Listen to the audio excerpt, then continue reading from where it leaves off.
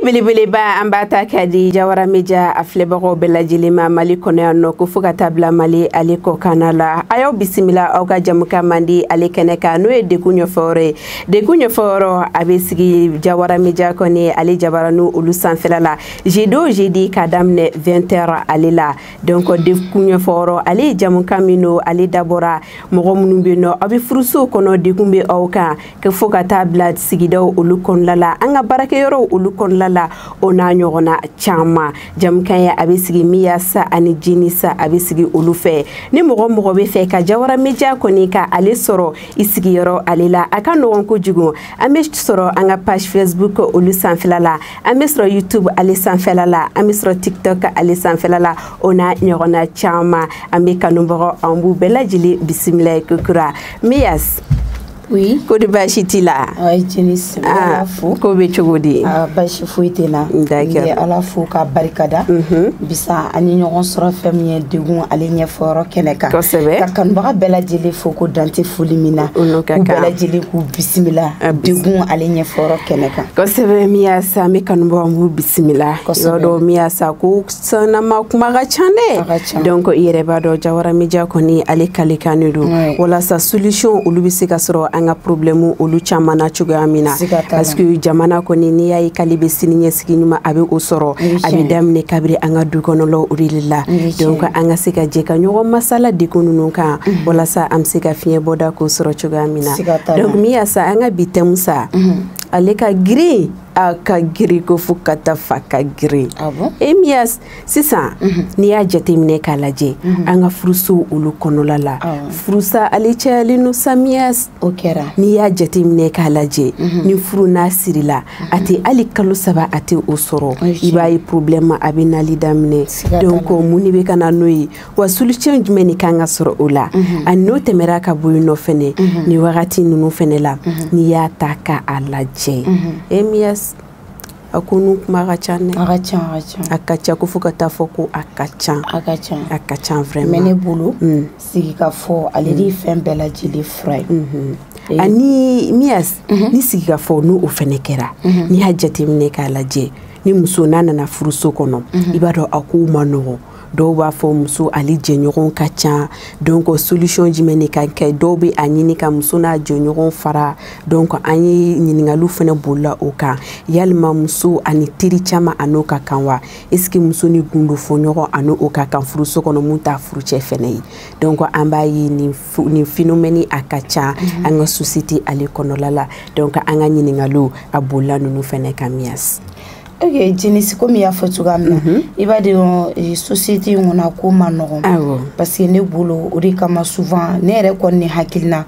parce que bɛɛ ni hakilina de don hakilina yiranaw de don denmisɛnniya tɛ ko in na tugun mɔgɔkɔrɔbaya t'a la parce que ne ko k'a fɔ ko n ye denmisɛnnin ye ko n place ka dɔgɔ nin ko ninnu ta fanfɛla fɛ alors que ni furu dir'i ma i bɛ se ka i ka furu kɛ donc e bɛ se ka taa furuso la i bɛ se ka i ka furuso gérer cogoya min na donc bɛɛ lajɛlen de bɛ se ka dɔɔni fɔ o la ne kɔni ka denmisɛnniya hakili ale kɔnɔna na ne bolo ni bɛɛ lajɛlen ye faamuyali baliya de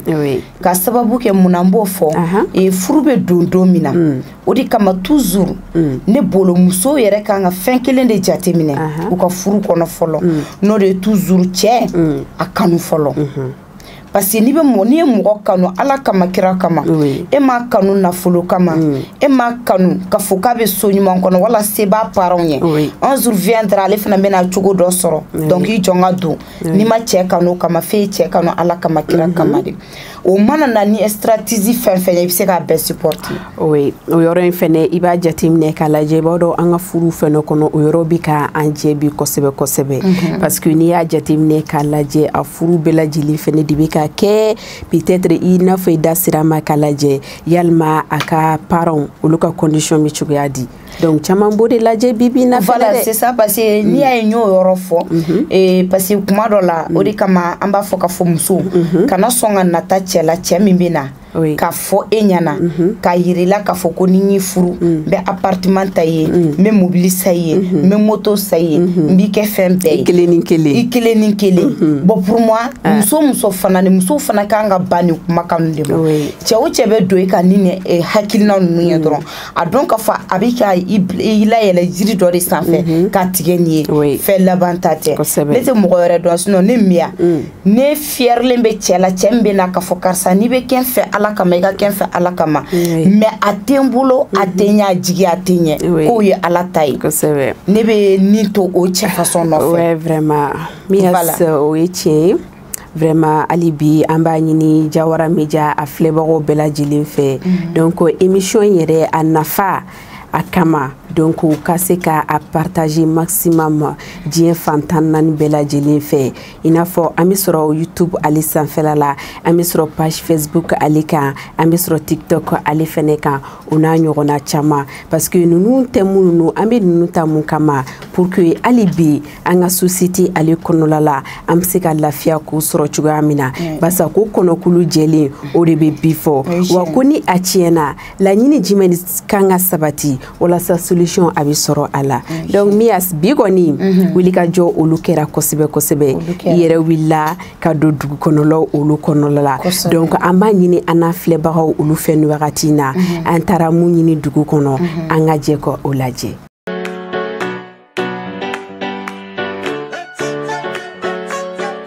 Bismillah aw ka Jawara Media ale jabarani ale sanfɛ a ka foli an ta ni ka di Jawara Media ale kanubaga bɛɛ lajɛlen ma Jawara Media ale bɛ sɔrɔ Facebook ale sanfɛ i n'a fɔ a bɛ sɔrɔ TikTok ale fana sanfɛ cogoya min na wa Jawara Media ale bɛ sɔrɔ fɛn min ye YouTube ale sanfɛ comme an y'a fɔ aw ɲɛna cogoya min na halisa an bɛ degun an b'ale kɛnɛ sanfɛ degun ale kɔnɔna na sa Jawara Media ale n'a ka cɛdenw ye wulikajɔ kɛ nin wagati in na ka se fɛn min ye arayida ale kɔnɔna na nin wagati in na sa maaw kɔni bɛ yan nɔ fantan naani bɛɛ lajɛlen fɛ an bɛna ɲininkali tɛngu la k'a dɔn k'a fɔ furu ale ye fɛn dɔ ye bi furu bɛ bɔ tɛ bɔ tɛnɛna ka tarata sɔrɔ a furu bɛ sa wali kelen est ce que ni muso donna furuso kɔnɔ droit b'a bolo ka teri wɛrɛ sɔrɔ a yɛrɛ la min tɛ a furucɛ dɔrɔn ye donc an bɛna ɲininkali an bɛna tɛngu an balimacɛ dɔ la ale ka se ka dɔ f'an ye a ko kɔnɔna na n'o tɛ a kuma tɛ kɛ ka ban dɛ degun o caman caman de bɛ ka kɛ donc degun ɲɛfɔyɔrɔ ka bɛɛ lajɛlen walawala yɔrɔ kelen pewu de don an bɛ fɛn min ye arayida la nin wagati in na an tile ne fa ne ba somɔgɔw ka kɛnɛ baasi foyi tɛ yen nɔ aw ka kɛnɛ e tɔgɔ ni jamu Konate Mamadou Konate Mamadou j'espère que ye thème faamuya donc an bɛ fɛ ka ɲininkali kɛ mun de y'a to furu bɛ sa joona sisan nɔ ani fana pourquoi est ce que droit bɛ muso bolo n'a donna furuso la ka ban teri wɛrɛ kan ka sɔrɔ a la min t'a furucɛ dɔrɔn ye non teri wɛrɛ man ka sɔrɔ a la min t'a furucɛ togo jumɛn parce que muso ka teriya muso teriw dɔ b'a furu sa muso ka teriya ma nɔgɔn mais teri bɛɛ tɛ ka fɔ ko terimuso dɔrɔn de a bɛ se ka kɛ hali balima dɔw bɛ yen nɔ a n'olu bɛ se ka bɛɛ kɛ kɔnɔfɔ ɲɔgɔn ye et tout ça bon kɔnɔfɔ ɲɔgɔn dɔw bɛ olu fana ma nɔgɔn parce que olu dɔw bɛ furusalaw y'u kan parce que a ɲɔgɔn dɔ kɛra n yɛrɛ ɲɛna muso filɛ cɛbakɔrɔ yɛrɛ jugu fɔlɔ ye muso de cɛbakɔrɔ jugu fɔlɔ muso de muso ma ye walayi muso ma an balakaw ye muso k'a kɛ to dɛ muso ma ye muso min tɛ cɛ sago k'a ye muso min ka yala ka ca muso tɛ sigi yɔrɔ kelen o tɛ furumuso ye muso yɛrɛ tɛ cɛ furumuso ye quoi muso ma ye ne ba musolakaw filɛ nin n'i cɛ bɔra dugu kɔnɔ i kan ka gɛrɛ i cɛ la k'a bisimila ka ɲɛ ka ji d'a ma ka dumuni d'a ma n'a sɛgɛnɛ nana i b'a sen digidigi n'a ni min ka kɛ i b'o k'a ye mais sisan muso tɛ muso ye sisan muso bɛɛ u bɛna furu la dɔrɔn k'u ko k'u jɛ dɔrɔn u yeko ɲuman kan hali u ka dumuni yɛrɛ tɛ se ka dun yɛrɛ a dɔw ka dumuni tɛ se ka dun walayi mais mun bɛ na n'o ye bon min bɛ na n'o ye musomaninw tɛ gɛrɛ u bangebagaw la ka tobili ɲɛɲini k'a dɔn quoi o de bɛ na n'a ye quoi bon n'i ma kalan est ce que i bɛ se ka baara kɛ donc ni ne y'a faamuya sisan nɔ o bɛɛ lajɛlen bɛ se ka kɛ sababu ye ka furusaw créer bon o yɔrɔ ninnu tɛ furusa créer olu bɛ na ni ko dɔw ye komi i b'a nɛgɛn k'a lafaamuya quoi mais muso ka furusa yɛrɛ bɛ dépend muso yɛrɛ b'a kun de la quoi ni muso tɛ sigi so kɔnɔ i y'o ye ni cɛ ko fɛn min man d'a ye i b'a dabila n'a ko fɛn min ka d'a ye i bɛ t'o sira fɛ n'o kɛra mankan t'aw fɛ quoi. ok donc an bɛ dugawu kɛ ala ka hakili ɲuman d'an bɛɛ lajɛlen ma.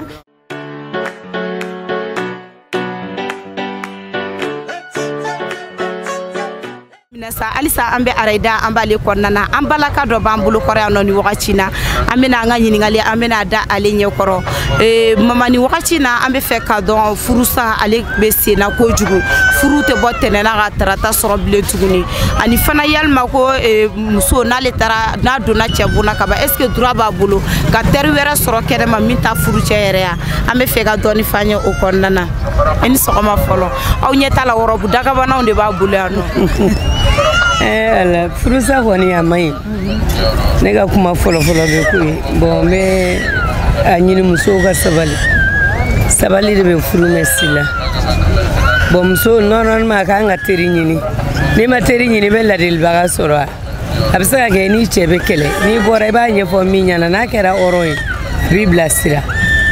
furusa refene ne chekeri feche so mo te ki fere ore ga muso ka nga mu sabali gi do na moni wolo la doro ile bura iga ngisi nebe mindo ala wo la strali jumembe bolo kali muso la ko la meme funya na doro ku mu nga sabali uga chautuyi uga do na je uga baula je ubai mu nge furu kono sura nere senge mingene no ko ma fo sisa ame bigala ka siningala yarole mene miyenye no be ndo ba do furu yere mu in sabali no dona na kala mini tanga plateau nala sona nala sona furu mu in sabali mu na ka sabali ibi do ndeme anne mi ngo ka be che ba bo che ni siraka ne bi de ni ti de ngore be se ga bo che ni siraka ibe se ga deme ka ka ikol sara ibe se ga deme ka balwa ay ti se ga deme ka bara nyina bo ni boro be be ke fuye ay ti na to lu koro wolo yoro wolo furu ko ne mu ni sabali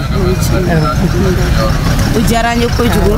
mama ambi fo ambe do ke ala ka sugudia orobu nyuma won be ano ni be juma la taka kumbo mene na la sonama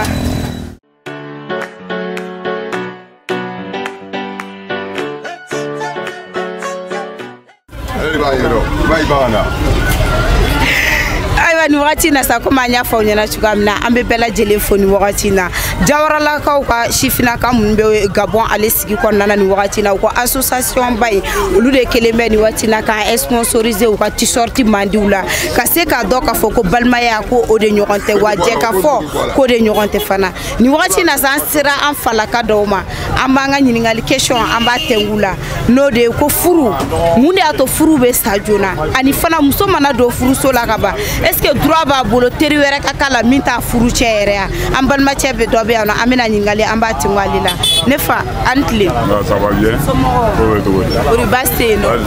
j'espère que y question ya femme ko sobe bon e ba do muso ga teri ni teri nyumando o kanga to ko mais ni teri jugudu o kanga mabwala parce que ni a jatemine teri jugu be mo muso bla ko la ngolo ngela quoi donc c'est normal ni teri nyumangondo e biso go toino sinon même mon fils c'est sans furu ka kelen toro muso chugo tiene no toro ka taka sigire ma pour moi ni furu muso ere ko ni tugura teri nyumangongo oui alhamdulillah mais teri jugu ni tuguro ko solution to la quoi oui furu sali mais est-ce que toi tu aimes fankelen fait ne ko boloni ne re ko ni ngabe chew fa be muso fait oui tiens mais koro je benono sakala ni baye et c'est à fond parce que tu bi se ka muso nani furu mais muso i kanga da chekele ni ma tiens kono ore ne ka kuma ka fo donc ça muni a donc muni ya causer pour de furu be ça bon nata bala muso mani mana gen nata la mo ko dro iga fruti mais tout mais est-ce que rebe do aka ima do na e ka promesse de taille donc ni mo lutenir o tina ni furu non bon ayi hotel muso do be no même ni furu nata ko jugu kama ina fo muso do be no ti se ka chewere nu ma wardini ala ni yo ye doron ibo furu sa de sinon solution ta la be jena ke quoi o jabu ya di o de kundo ka voilà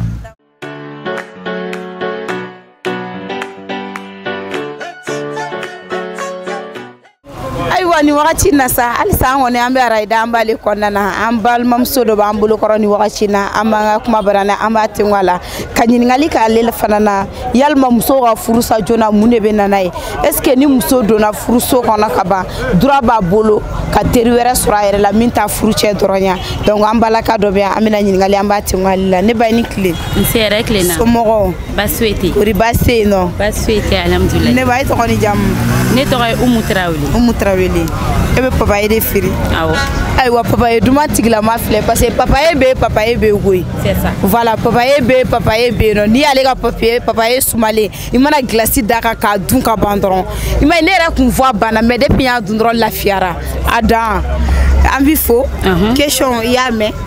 jabi du même bolo bon jabi mene bolo question premier oye ko muwe muso ka furusa caya parce que bi furu cama sigilen do be make ko min kan wajibi do te se ka tanye ko min na fo chugo jme ne baye yere ba famia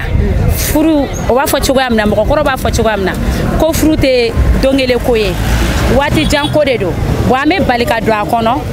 ka balika ablo orola akanga nga nyeyini de folo alors que o ka kuma na furu valeur ka bo oma furu valeur ka bo ma wa furu sa yere kuma foli mai an da kono mais seulement bi am bidon ame na me furu dron ame do ala ko furu anta nyeyini ante ko flante nyefle parce que abena ma bidron me do ala no kona kisebe bola ka soro ka do furu la o yan bidon je o fona furu sa kumba do yi question flana est-ce que terika nga soro musula ka to furuso kono minta che bon o kuma tet blagata yoro jono parce que muna beba da ko che de muso teri furu kono bo che me famia ke che da be ni ko ro kelila e be ne che na ka bo baraka yoro la a tonton ni de kera ni la bi de ni de fulani mabi ne da be mina chokodi che ba fina ka nga mineta bo o tante che do bulu e surti ga kuma latigete ni nga soro ni mo kalendo e ko do kila wala baye ko do kela abi foka fokina nu ka balma ya faraka bo nyona olu chama parce que amuso amuile ndo toro olu chama irete kumola mais na fo ko woro le na fo e kanga iteri wele ka min fo anyene ni ki ba fi che nyena bi tanta bolo ki labe be presele no tanta bolo ka labe ya du faraka fo ale de kanga ketiri ah parce que abeyo kele ne parce que fru manyanyina ado na nyogon ka parce que wati kungurundura ni be bo nyogona donc tante shi bolo ka shilame kwa be ni ge bolo no nyogona e ni geteni la ne ni getela wajibi do ango na nga kumonte na do kele na nete ne la mete na ne la me parce que an ni ge bola nyogona ori ba ke donc blasrali jumay ne be bolo ka di jeune couple bela jele mani wakachina ah blasran mene bolo yana nga dwala dura nga nyanyini parce que ni mogo yi kunle na mogo yi bodo na ya nyanyini duro abeta na la sona e ba do ko karsa de kadine karsa fana ba ni yere de kadine ali mogo ko karsa mai me ne ba fete a mai kan ne mako te karsa ka passer la ne mako te ay min ke kateme ne kona be ne kunne bo ko de fle donc ni mogo mi ni couple mi nyedo e ba yo couple betanye men couple mi me karsa ne me bi ki me kan kede ne me bi ki me kan fode do be imagine et puis au fana be ko nege bo mogo la quoi o blastra le be ne bulanga nyenyi ni foro ka soro ka do ala ni mako ko nyenyi ni ka do ala be ki bolo bara ide o de kumene bolo ka donc ambi foko sabe kanga nyenyi ni folo ko arama denya kale be nyenyi de ko furu alete dlo ki baye ni segena yorom na dro ki bata ka adlo furu ma dabo o kam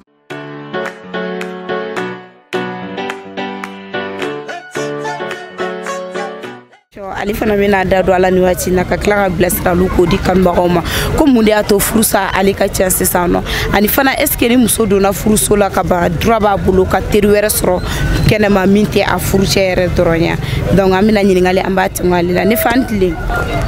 somo rasulullah ori basteno alhamdulillah iye question ya famia ni don famia hakilna jumene bela na hakilna men bulu doron furu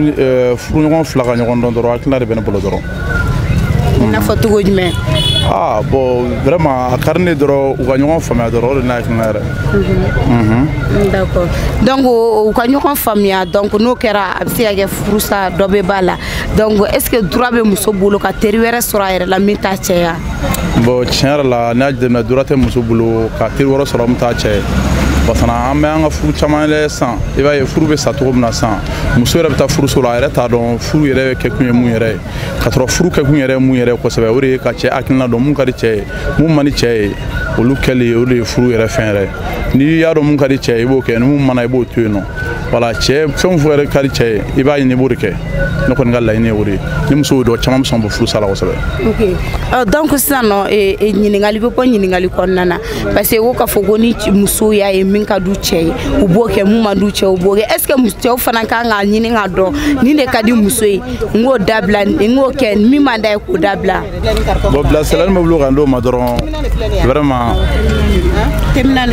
bilasirali ma bolo k'a d'o ma dɔrɔn vraiment furucɛ ni furumuso ka ɲɔgɔn dɔn ka mun man ni mun ye o k'o kɛ ni mun ka di mun ye o k'o kɛ o dɔrɔn bilasirali bɛ n bolo an bɛ dugawu kɛ Ala ka ɲuman di furuso ninnu furu ɲuman ni fɛn ma an kɔni an ye kɔmina feerelaw ye. ni Ala sɔnna ma an bɛ na don n'a nata la an bɛ na ɲɛ sɔrɔ yan nɔ ni Ala sɔnna ma.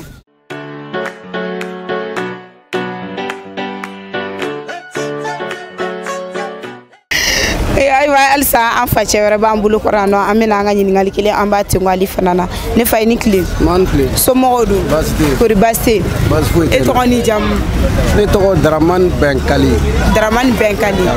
Daramani Bɛnkali ni wagati na Jawara Media an seri ma ka ɲininkali k'i la fɛn min ye furuko ale ta fanfɛla ye ko kun jumɛn y'a to ko furu ko tɛ bɔ tɛnɛni tarata la furu bɛ sa ani fana est ce que furumuso n'a donna furu bon na ka ban droit b'a bolo ka teri wɛrɛ sɔrɔ kɛnɛma min tɛ a cɛ ye wa. bon i ka nin ɲininkali diyara n ye baasi tɛ bisimilahi rahmani rahim furu tɛ cɛ bolo bi an bɛ yɔrɔ min na furu bɛ muso de bolo mun ye furuko yɔrɔ in ye n bɛ se ka dɔɔni dɔrɔn de fɔ a la an cɛw an ma ɲi musow u ma ɲi yanni i ka muso yɛrɛ furu fɔlɔ i b'a kabila lajɛ n'o y'a sɔrɔ n k'an ka muso furu nin du in kɔnɔ n b'an ka muso furu nin du in kɔnɔ i kan k'o kabila lajɛ fɔlɔ mais an sisan cɛmisɛnninw n'an ye muso ɲɛdaninw ye kɛnɛma dɔrɔn an bɛ panw nɔfɛ k'an k'o furu bon n'i y'a furu ka taa sɔrɔ jogo b'a la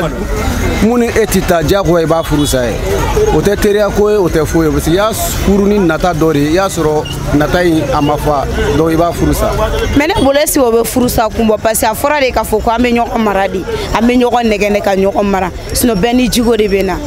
bon a bɛ furu sa kun bɔ parce que muso dɔw bɛ yen i b'a essayer k'i b'a don i ka wo fɛ muso ye bɔgɔ de ye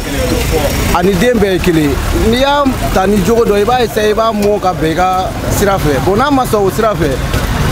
an tɛ bɔgɔli tile la tugun quoi a labila a ka fara ɲɔgɔn na bɔgɔli tɛ teriya fanfɛla la bon teriya fanfɛla la teri bɛ se ka kɛ muso la i n'a fɔ teri tɛ se ka k'a la parce que teri dɔw bɛ yen teriw bɛ teriw ka bɛ yen quoi dɔw bɛ yen u bɛ don i kan u bɛ bɔ n'i ye u bɛ don i kan cogo di u bɛ t'i ka situation jateminɛ i y'a faamu donc n'u taara i ka situation jateminɛ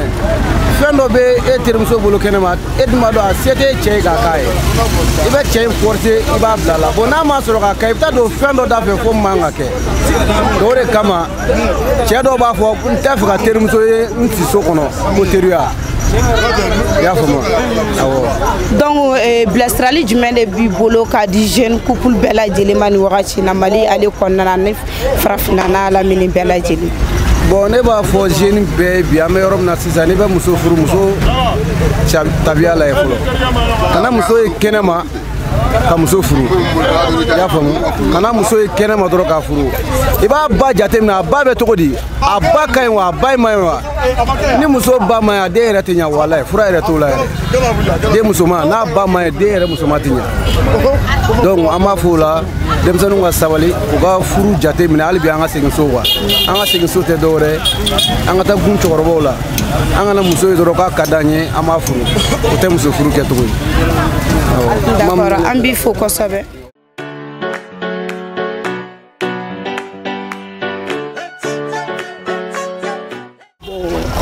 a ka ɲininkali diyara n ye n b'aw fo a ka baara la halisa halisa a ka baara in ka ɲɛ aw wulila ka sama yan nɔ a ye ɲininkali kɛ musow ka furusa ko kunkanko la diyara n ye kosɛbɛ bon jaabi min bɛ ne yɛrɛ bolo nin wagati na ne yɛrɛ kɔni bɛ nin ko in bila nata de kan toujours musow ka nata parce que yanni i ka furu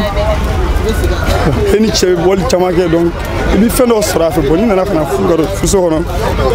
bon n'i ma o ɲɛna ninnu ye donc o bɛ kɛ sababu ye ka dɔw ka furu sa dɔw fana ta bɛ kɛ ko wɛrɛ ye parce que i bɛ furuso kɔnɔ ni ma yala dabila parce que a ka ca la kɛri ka furu dele bɛ yala la ni donna furu kɔnɔ furu ni yala ninnu tɛ se ka ɲɛ cogo si la bɛɛ bɛ fila de bɛ ne bolo n b'aw fo ɲininkali wɛrɛ bɛ yen. D'accord donc o b'a yira e y'a bɛɛ jaabi ɲɔgɔn fɛ mun de bɛ na ni furusaw ni fɛn caman ye ani teriya ninnu ta fanfɛla fɛ donc bilasirali jumɛn de b'i bolo k'a di jeune couple ma nin wagati in na. bon bilasirali min bɛ ne bolo nin wagati in na ka ɲɛsin ko ninnu kunkan yɛrɛ donc ne kɔni b'a fɔ hali sisan furumuso ma u ka sabali foyi tɛ sabali de bɔ furumuso kɔni n'i furula ka ban kɔni i bɛ sabali de parce que diɲɛ don bɛɛ tɛ kelen ye don dɔw ka di don dɔw fana ma nɔgɔ ni ko i bɛ gɛlɛma fana bɛɛ kɛ ni ko wɛrɛ ye donc a tɛ se ka ɲɛ cogo si la sabali de bɔ ko muso ta fanfɛla ye wa cɛw ta fanfɛla fana donc cɛw fana ka sabali bari ni bɔra waliden ye ka so ka na i ka so jagoya don mɔgɔninfin bɛɛ tɛ se ka kɛ kelen ye ale yɛrɛ den minnu wolo i b'a sɔrɔ a bɛɛ tɛ kelen ye muso ye muso de ye muso y'an tilakakolo de ye sakile n'i ko ko a ka k'i sago ye a tɛ se ka ɲɛ cogo si la donc i bɛ ɲɛsin ko dɔw kan i ka adamadenya kɛ o kɔnɔna na ne ye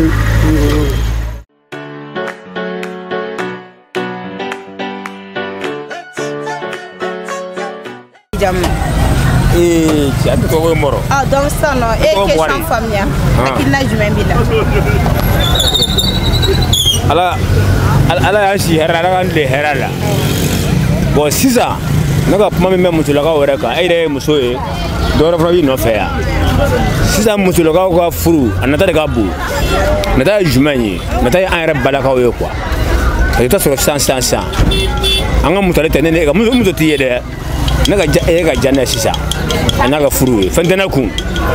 mais e ba ɲɛ bɛ fɛntigi dɔ la kɛrɛ min tɛ ne yɛrɛ ye i bɛ t'a sɔrɔ e n'o bɛ ɲɔgɔn fɛ dibi la o bɛ ka ko bɛɛ kɛ e ba ye ne tɛ ka fɛn kɛ e ba bɛna a ɲɛ tɛnɛ de kɛ ne ye a tɛ fɛ ka ne yɛrɛ ye e ka yɔrɔ aw ka yɔrɔ la bilen diɲɛ kɔnɔ a tɛ fɛ ka ne natɔla sɛbɛn tatɔ la mais min bɛ ka dɔɔni di masa in ma a ɲɛ bɛ o de la quoi i y'a faamu wa an k'o ta k'o bɔ yen i bɛ t'a sɔrɔ i bɛ musomanin furu bi teri t'a la diɲɛ kɔnɔ dɛ teri t'a la ani teri tɛ sɔrɔ ka yala mais i bɛ t'a sɔrɔ musomanin ba ye ma sira dɔ kan a b'o sira de tagama ka taa ni ba ka sira ye quoi i y'a faamu wa bamananw ko sɔn tɛ baga de bɛ ŋunuma o n'i ye muso ta k'a ba to sira min kan a t'o sira la fo ka tiɲɛ wuli i m'a faamu wa. o yɔrɔ la i bɛ k'o yɔrɔ min fɔ donc i b'a dɔn fɛn dɔ bange ye fɛn dɔ ye ala bɛ fɛn bɛɛ don muso garisigɛ la muso si ka laɲini tɛ i ka den sɔrɔ o den ka kɛ dulɔminna ye a ka kɛ dɔrɔgutala ye mais adamaden ko n'i bɛ bange la dɔrɔn kuma o kuma a masa Ramani bɛ latigɛw de d'i ma donc n'a y'a bila minɛn kɔnɔ k'a fɔ ko den bɛ cogo min k'i b'a sɔrɔ a ba bɛ ta wala ba bɛ cogo min den b'o de appliquer donc ne bolo est ce que o fana tɛ ko wɛrɛ ye. o ye bolo ne yɛrɛ bolo fana sisan o tɛ ko wɛrɛ dɛ o ye logique de ye o parce que n bɛna min fana f'i ye i b'o lamɛn quoi an ka najiniko tile in na ani an ka fura ani an ka babi ninnu ni yiri faranin ninnu ni fɛn i n'a fɔ musoya minɛnw bɔlen min filɛ nin ye sisan an bɛ n'o ko bi na cɛ sigi muso de bɛ miiri danmɛ ani cɛw la sinon cɛw tɛ se ka muso nege da bilen quoi parce que sisan muso an bɛ ɲɔgɔn mutalaka de dɛ n'an k'an b'a fɔ a fɔcogo la an bɛ tile laban an tɛ ban quoi sisan muso i bɛ taa sɔrɔ sisan e ni muso bɛ don ɲɔgɔn na bi e bɛ y'a ɲininka karata i furu de la a b'a k'a ma furu ka sɔrɔ a bɛ furu kɔnɔ quoi ne b'a faamu wa ne y'o fɔ est ce que ne magara se jɛnɛ kɛ wa i bɛ muso tan ɲininka bi i bɛ muso tan kɛ de k'o ɲininka i bɛ furu la wa caman b'a yira a dɔw b'a yɛrɛ tiɲɛ ne bɛ furu la mais o tɛ ne ka ko bɛɛ de quoi parce que ne cɛ bɛ si yɔrɔ la a tɛ mun foyi bɔ na kelen an ma da ka wuli a tɛ se ka n cɛmuso ne bɛ da filanan ye jumɛn ye a kɔni bɛ fɛn kɛ n ye mais vraiment n ta kun ye fɛn min ye n tɛ ka se k'o sɔrɔ ka fa quoi i ma waritɔ jɛnɛ a la wa i m'a faamu wa ne ka pabo de nɔfɛ ka ne ba. bilasirali jumɛn de bɛ o bilasirali mun b'u bolo sisan ni i ɲana i ɲani i yɛrɛ ye n'i tiɲɛna i somɔgɔw ta de y'i ye a banna o ne ka kuma bannen ye o ye ka kuma bannen a bannen pe n tɛ foyi f'i ye ka tɛmɛ o kan voilà o ne ka kuma bannen ye. merci beaucoup.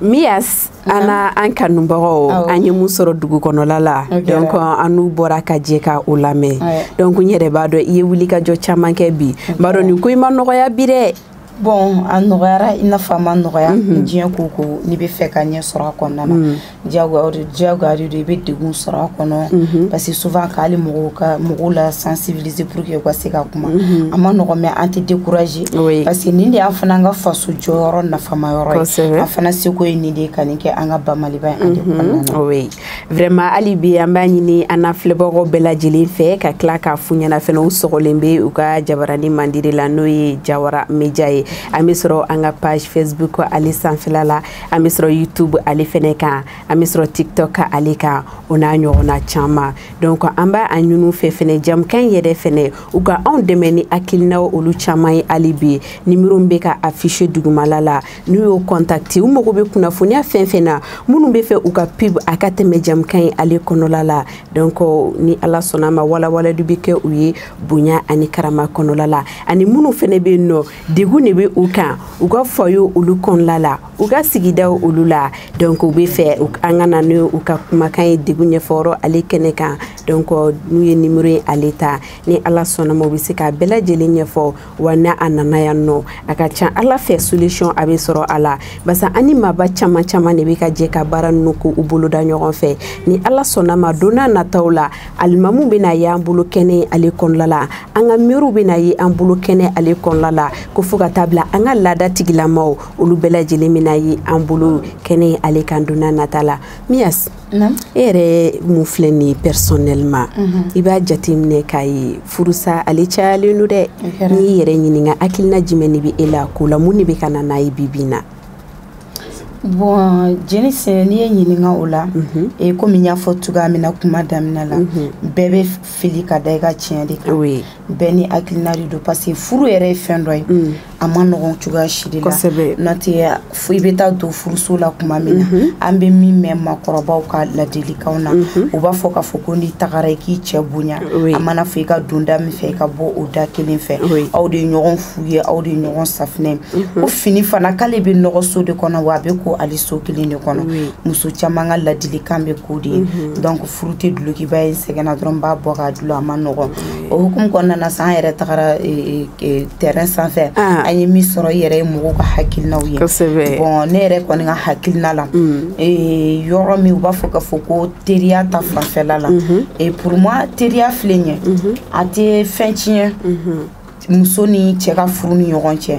mais toujours e min ye muso furulen ye seulement e de b'a bila kunkolo la toujours ne bɛ furu de la sisan nɔ i ni mɔgɔ min bɛ se ka communiquer i n'a fɔ i ni mɔgɔ min kan ka vie i b'olu jate minɛ parce que muso furubali ani furulen teri u man kan ka kɛ kelen ye donc u man kan ka kɛ kelen ye sinon hali dɔw b'a fɔ k'a fɔ ko ni furula ka ban k'i b'i teri kɛ muso furulen ye aw bɛ se ka ɲɔgɔn bilasira mais alors que muso furulen dɔ bɛ sɔrɔ yen nɔ a bɛ sɔrɔ e bɛ laminɛ ko ɲuman min i ka furu kɔnɔ ale t'o kɔnɔ o jalousie bɛ se k'ale minɛ ale b'a essayer k'e hakilina ko o ba ma yɛlɛma donc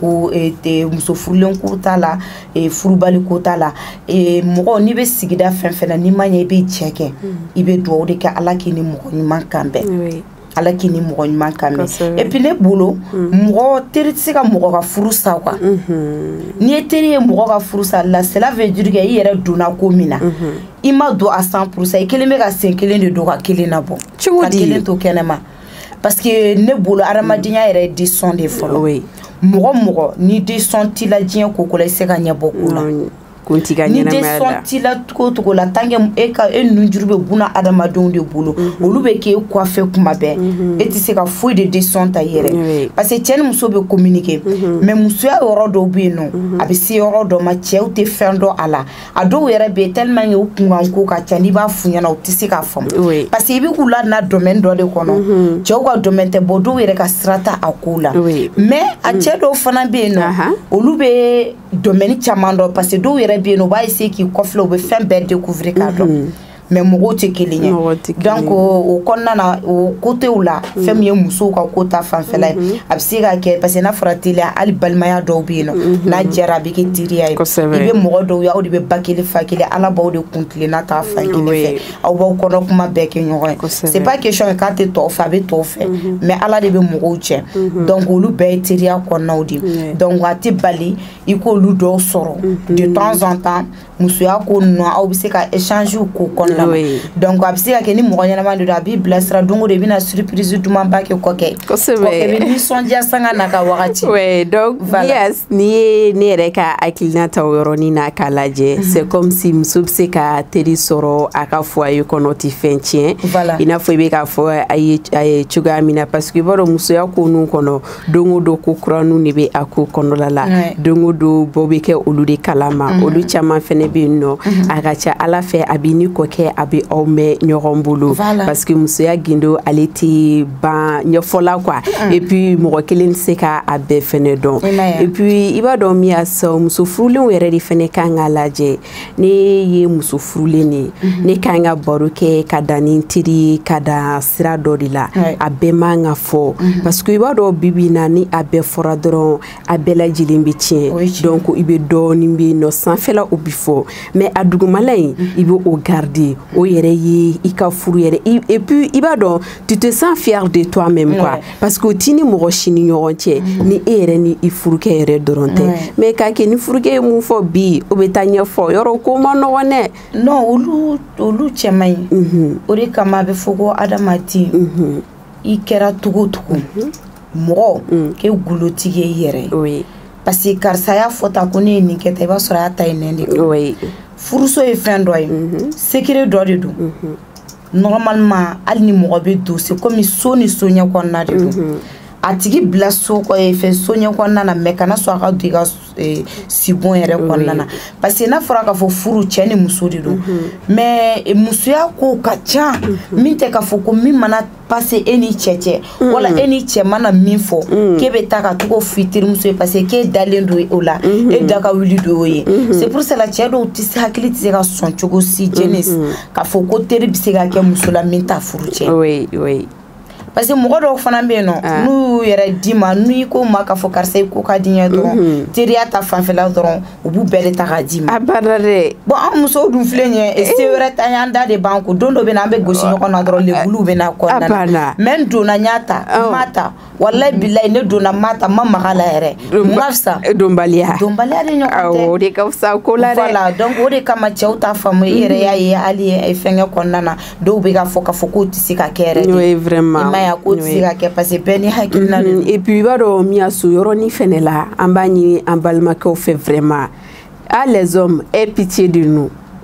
une fois de plus aie pitié de nous a y'i ɲini an musow la yɛrɛ de i b'a dɔn min y'a c'est plus généralement dɔw fɛnɛ bɛ yen nɔ n'u donna foyer kɔnɔ ka ban cɛ tɛ temps d'u ma aw ka discuter i n'a fɔ aw ka échanger bilasiraliw ka k'a kɔnɔ i b'a sɔrɔ cɛ dɔw yɛrɛ bɛ yen olu hakili tɛ foyi la n ye muso ta ka na n'a ye donc n ka devoir bɛ yen n y'o kɛ ka ban nin bɛ n ka nasɔngɔ di sɔgɔma olu bolo o y'a bɛɛ lajɛlen bannen k'a sɔrɔ miyas o y'a daminɛ bali daminɛ yɛrɛ de donc an b'a ɲini u fɛ furuso kɔnɔ u ka temps di an balimamusow ma u ka se ka to ka jɛ ka ɲɔgɔn masala u ka n balimamusow k'u ka hakilina ɲini k'a dɔn parce que n'i ye muso ta ka bɔ a ka so ka ban e de kɛra a ka fɛn bɛɛ ye a ka diɲɛnatigɛ ye de i m'a ye mɔgɔkɔrɔbaw bɛ to k'a fɔ ko ni i ba n'a tanyara don min na furucɛ a b'a dimi ta ka bɔ i kan ko ni i fa n'a tanyara i furucɛw de bɛ se k'a dimi ta ka bɔ i kan ni wolodenni n'a tanyara furucɛ de bɛ se k'a dimi ta ka bɔ i kan mais furucɛ yɛrɛ madame n'ale tayara a ma nɔgɔn dɛ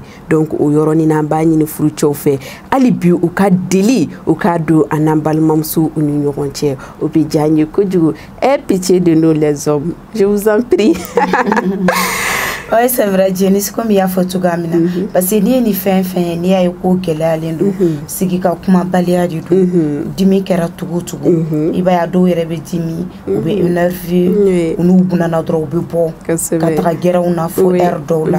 donc nin bɛɛ lajɛlen fana musolakaw fana o de kama ne y'o de fɔ ne tɛ mɔgɔ si ka côté la an b'an hakilina de di pour que ka se ka bilasiraliw kɛ mais Jeni i b'a dɔn fɛn dama dama dɔw de bɛ yen nɔ il faut que musolakaw fana fana ko se k'o maîtriser muso filɛ ɲɛ cɛw filɛ ɲɛ bibi na fɔlɔ a bɛ fɔ ka fɔ ko ni muso donna furuso kɔnɔ ko muso de bɛ se ka cɛ changer cɛ de bɛ se ka na ni balo ye a bɛ se ka jɔ charge bɛɛ la mais ka se ka cɛ sɔrɔ k'a ɲini ka hakilina dɔn o ye muso ka baaraw olu taga bolo de de 1 e cɛ bɛ bɔ baarakɛyɔrɔ la a b'a sɔrɔ bodini kelen min bɛ la tafeni kelen min bɛ la denw bɛ kasi la yan fɛ den bɛ ka yɔrɔ nɔgɔ olu si nettoyelen tɛ donc yɔrɔ bɛɛ salitelen de don cɛ bɛ na e tɛ temps yɛrɛ sɔrɔ k'a fɔ k'i b'i occuper cɛ la a kɔkɛ bɔra baarakɛyɔrɔ la k'a reçoit du kɔnɔ ka ɲa o temps t'e bolo donc finalement cɛ bɛ na o la dɔrɔn a bɛ taa yɔrɔ lafiyalen dɔ sɔrɔ dɔrɔn hali n'a tɛ sunkurun tigɛ la ale b'a fɔ k'a fɔ k'ale ka diɲɛ dan ye yan yɔrɔ ye.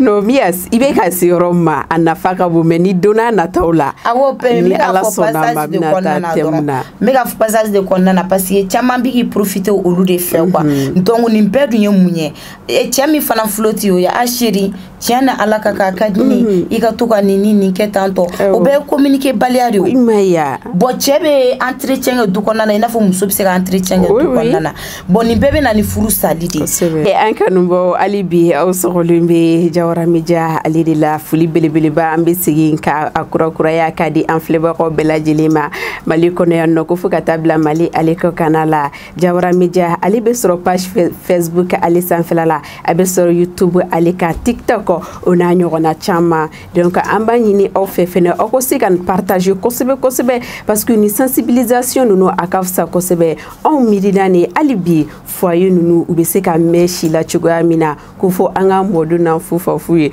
Mia kuma kuncɛ kuma la ani foli kan b'i bolo. An bɛ